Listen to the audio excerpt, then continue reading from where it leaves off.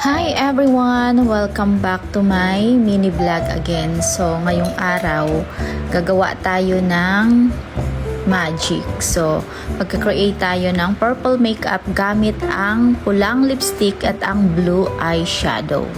So, dahil gusto ni Meta ng original at creativity, so yan ang gagawin natin ngayong araw. Magiging creative tayo dahil wala akong purple na makeup. So, ang gagawin natin, gagawa na lang tayo ng purple. So, dito natin magagamit yung ating pinag-aralan tungkol sa primary colors, kung paano magmi-mix para makakreate tayo ng purple. So, yun na nga.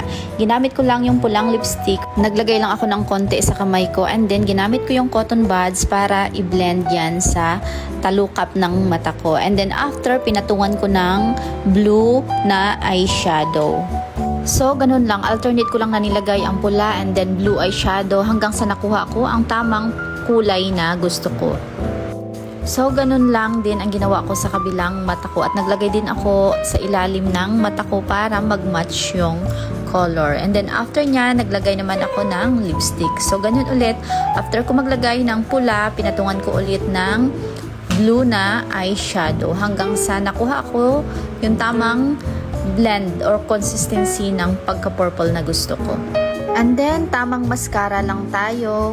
Ayan, para naman maging buhay na buhay yung mata natin at konting blush on. So, yung blush on na ginamit ko, may pagka-purple pink siya. And then, naglagay lang din ako sa ilong and then, charan! O, diba? Magic. So, sa pagmi-makeup, hindi naman talaga natin kailangan ng marami. Kailangan lang natin maging creative. Kung nagustuhan nyo ang video na to, pakisuyong pakishare, like and comment po. Maraming salamat. Sana may natutunan kayo. Bye! Stay beautiful!